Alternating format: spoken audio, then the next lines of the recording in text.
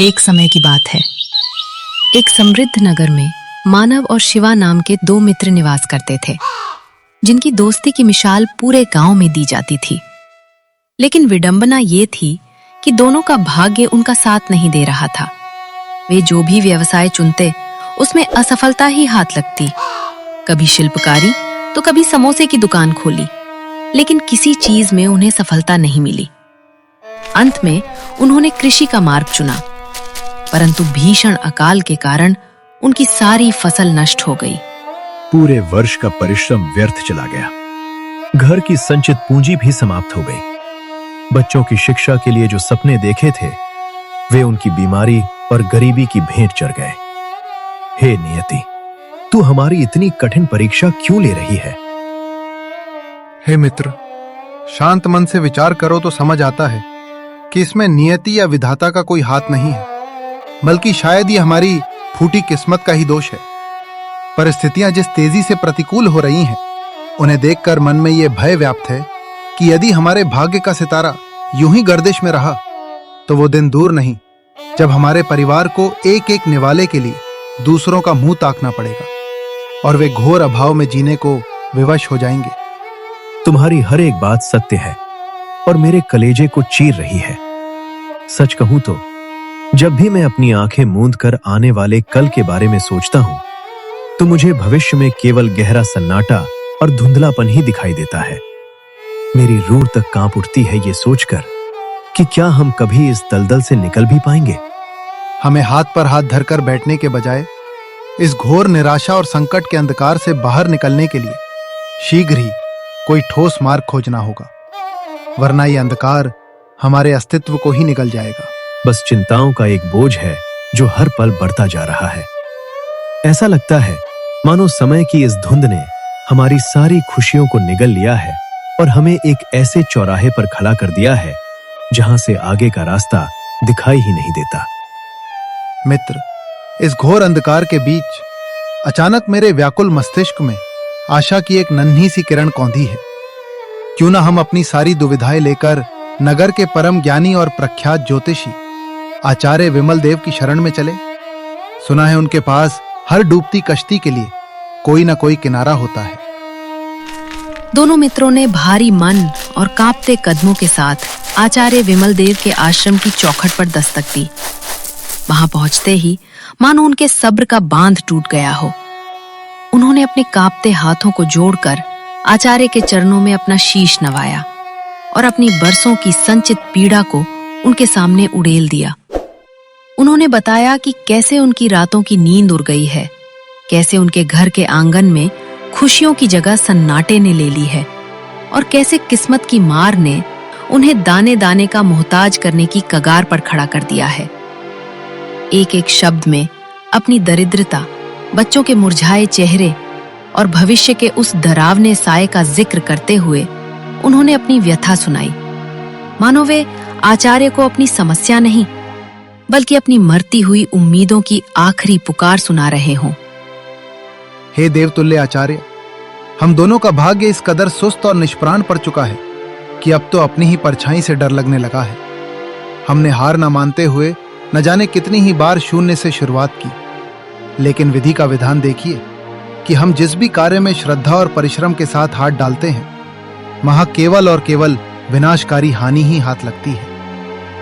आचार्यवर, मेरे मित्र के शब्द तो केवल मेरी ही आत्मा की पुकार है। सच तो यह है कि हमारा जीवन दुखों और अपार कष्टों का एक ऐसा अथाह सागर बन चुका है जिसमें हम हर पल डूब रहे हैं और सांस लेना भी दूभर हो गया है। घर की दहलीज लांघते ही मुसीबतों का पहाड़ खड़ा मिलता है। कभी कभी एकांत में बैठकर जब मैं अपनी हथेलियों को देखता हूं, तो ऐसा प्रतीत होता है मानो समय के क्रूर प्रहारों ने हमारे हाथों की उन शुभ रेखाओं को ही पूरी तरह मिटा दिया है। हम यहाँ केवल परामर्श लेने नहीं, बल्कि अपनी आखिरी उम्मीद लेकर आपके चरणों में आए हैं। कृपा कर कोई ऐसा दिव्य मार्ग प्रशस्त करें, कोई ऐसा विधान सुझाएं जिससे हमारे जीवन के इस घने और डरावने अंधकार को चीरकर खुशहाली का कोई छोटा सा प्रकाश ही सही हमारे आंगन तक पहुंच सके। हमें इस नरक जैसी स्थिति से मुक्त कर दीजिए आचार्य। उनकी पीड़ा सुनकर आचार्य गंभीर होकर बोले, पुत्रों, जब कर्म निष्फल होने लगे तो आत्मा का शुद्धिकरण आवश्यक है। तुम दोनों को पवित्र 4 धामों की तीर्थ यात्रा पर निकलना चाहिए। मेरा विश्वास है कि उस पुण्य मार्ग पर चलने से तुम्हारे दुर्भाग्य के बादल छट जाएंगे और आगामी जीवन सुखमय होगा। यदि आपका यही आदेश है तो हम कल सूर्योदय के साथ ही प्रस्थान करेंगे। आज्ञा दें आचार्य।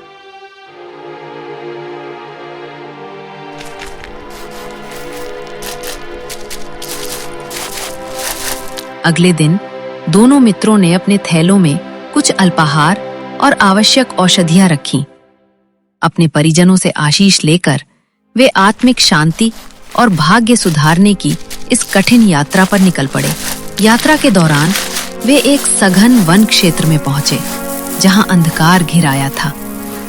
मित्र, रात गहरी हो गई है और शरीर भी साथ नहीं दे रहा। उचित यही होगा कि आज की रात इसी वन में विश्राम किया जाए। भोर होते ही हम पुनः अपनी यात्रा आरंभ करेंगे। तुम्हारा सुझाव उचित है। आओ, उस विशाल वट वृक्ष के नीचे अपनी चादर बिछाते हैं। दोनों वट वृक्ष की शरण में पहुंचे और भोजन के पश्चात विश्राम करने लगे। तभी सन्नाटे को चीरती हुई एक दर्दनाक आवाज उनके कानों में पड़ी। शिवा, सुनो, समीप ही किसी जीव के करहाने की ध्वनि आ रही है। वो अवश्य ही किसी भीषण पीड़ा में है। मित्र, पीड़ा में है तो होने दो। वह केवल एक पशु ही तो होगा। हमें अपनी यात्रा की पवित्रता बनाए रखनी चाहिए। इन तुच्छ बातों में पड़कर समय व्यर्थ न करो। नहीं शिवा, मुझसे किसी की व्यथा अनसुनी नहीं की जाती। तुम विश्राम करो, मैं सहायता के लिए जा रहा हूं। जैसी तुम्हारी इच्छा, मुझे तो विश्राम करने दो। मानव का हृदय करुणा से परिपूर्ण था। वो आवाज की दिशा में बढ़ा। वहां उसने देखा कि एक घायल भेड़िया जैसा जंगली कुत्ता तड़प रहा था। उसके शरीर पर गहरे घाव थे। हे ईश्वर, इसे तो किसी शिकारी जानवर ने बुरी तरह लहूलुहान कर दिया है। यदि तुरंत सहायता ना मिली तो ये अपने प्राण त्याग देगा। मानव तत्काल वापस लौटा, अपना थैला और जल की बोतल उठाई। उसे जाते देख शिवा पुनः बोल पड़ा, अब तुम ये सब लेकर कहां जा रहे हो? आधी रात को उस अपवित्र जीव के पीछे क्यों भाग रहे हो? वो जीव मृत्यु की कगार पर है। उसे उपचार और स्नेह की आवश्यकता है। मैं उसे ऐसे मरते हुए नहीं छोड़ सकता। मानव ने शिवा की बातों की अनदेखी की। उसने घायल पशु के पास पहुंचकर उसे जल पिलाया और अपनी औषधियों का लेप उसके घावों पर लगाया। इस औषधि से इसका रक्तस्राव रुक जाएगा। यदि कल तक स्थिति ना सुधरी तो मैं इसे नगर के पशु चिकित्सालय ले जाऊंगा। प्रातःकाल जब दोनों जागे तो वो घायल जीव पूंछ हिलाता हुआ मानव के पास आया। उसके चेहरे पर एक अजीब सा संतोष था। ईश्वर का आभार, मेरी अल्प सेवा से इसे नवजीवन मिला है। मैं एक बार पुनः इसकी पट्टी कर देता हूं ताकि घाव जल्दी भर सके। मानव, तुम पागल हो गए हो। तुम इसे स्पर्श कर रहे हो। स्मरण रहे कि हम तीर्थ यात्रा पर हैं और तुम इस अपवित्र क्रिया से अशुद्ध हो रहे हो। मुझे भय है कि तुम्हारी ये यात्रा निष्फल हो जाएगी और देवता तुम्हारी भेंट स्वीकार नहीं करेंगे। मानव ने कोई तर्क नहीं दिया और अपना कर्तव्य पूरा कर पुनः यात्रा पर बढ़ गया। कुछ दिनों पश्चात उन्हें मार्ग में एक दुर्बल वृद्ध मिला जो भूख और प्यास से व्याकुल था। बेटा, मुझ असहाय पर दया करो। कई दिनों से अन्न का एक दाना भी कंठ के नीचे नहीं उतरा है। ठहरिए बाबा, मैं आपके लिए भोजन का प्रबंध करता हूँ। शिवा, तुम रुको, मैं इन्हें भोजन कराकर आता हूँ। क्या तुम पूर्णतः बुद्धिहीन हो गए हो? यदि अपना भोजन इसे दे दोगे तो इस निर्जन मार्ग पर तुम स्वयं क्या खाओगे? मित्र, यदि ये वृद्ध व्यक्ति इतने दिनों की भूख सहन कर सकता है तो मैं एक दिन का उपवास सरलता से कर लूंगा। मुझे ये धर्म का कार्य करने दो। शिवा केवल बड़बड़ाता रह गया। मानव ने बड़े प्रेम से अपनी सारी रोटियां उस वृद्ध को अर्पित कर दी। जब वृद्ध की तृप्ति नहीं हुई तो मानव ने अपने झोले से वे उत्तम फल भी निकाल लिए जो उसने मंदिर में चढ़ाने के लिए संजो कर रखे थे।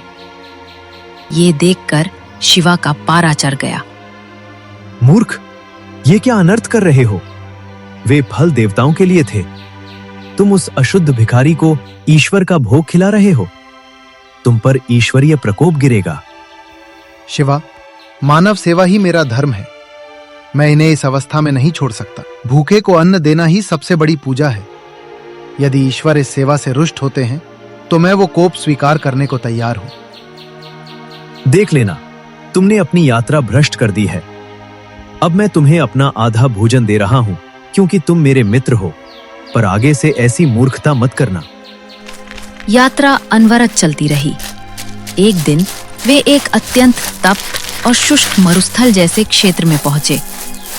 आह, ये भीषण गर्मी और दूर दूर तक जल का नामो निशान नहीं। मेरा गला सूख रहा है। अब एक कदम भी चलना असंभव है। धैर्य रखो मित्र, थोड़ा और आगे बढ़ते हैं। नहीं, पहले मुझे जल पीने दो। तभी एक कमजोर आवाज गूंजी, जल, कोई मुझे जल पिला दो। इस सुनसान जगह पर यह किसकी आवाज है? वो देखो, कोई वृक्ष की ओट में गिरा हुआ है। चलो उसकी सहायता करते हैं। तुम अपनी आदत से बाज नहीं आओगे। हमें अपने गंतव्य पर पहुंचना है, इन बाधाओं में नहीं फंसना। मेरा अंतर्मन किसी पीड़ित को देखकर रुकने को विवश कर देता है, चाहे इसके लिए मुझे अपना सर्वस्व ही क्यों ना त्यागना पड़े। तुम तो बस महात्मा बनने का ढोंग करते हो। देखो, इस प्यास में हम स्वयं मरने वाले हैं और तुम्हें दूसरों की चिंता है। मानव ने उसकी बातों पर ध्यान न देते हुए उस व्यक्ति के पास जाकर देखा। वो एक बूढ़ा राहगीर था। जल, कोई मुझे जल पिला दो। पानी, बेटा, एक घूंट पानी। हाँ बाबा, ये लीजिए, पर धीरे धीरे पीजिए। मानव, यदि तुमने अपना सारा जल इसे दे दिया तो आगे के मार्ग में तुम प्यास से तड़पोगे। यहाँ पानी का कोई दूसरा स्रोत नहीं है।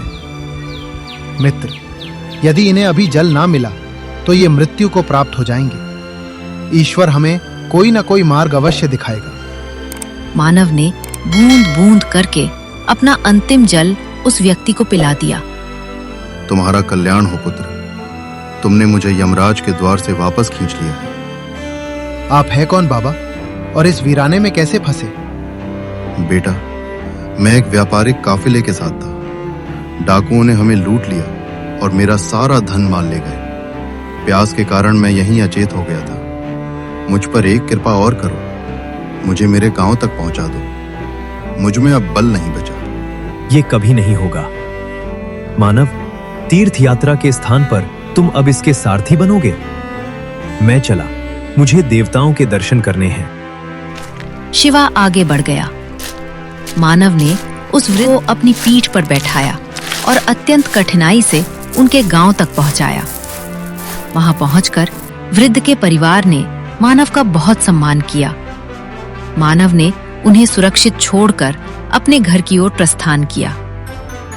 उसे घर पहुंचने में कई सप्ताह लग गए, परंतु जब वो अपने मोहल्ले में पहुंचा तो अपनी आंखों पर विश्वास नहीं कर पाया। क्या मैं रास्ता भटक गया हूं? यहाँ मेरी फटी पुरानी झोपड़ी थी, ये भव्य हवेली कहां से आई? कहीं किसी ने मेरी अनुपस्थिति में मेरी जमीन पर अधिकार तो नहीं कर लिया? मेरे बच्चे कहां होंगे? अरे, आप वहाँ खड़े क्या सोच रहे हैं? घर के भीतर आइए ना। ये सब क्या है? तुम यहाँ इस वेशभूषा में? तभी मानव के बच्चे दौड़ते हुए आए, जो अब स्वस्थ और प्रसन्न थे। ये चमत्कार कैसे हुआ? बीमार बच्चे स्वस्थ कैसे हुए?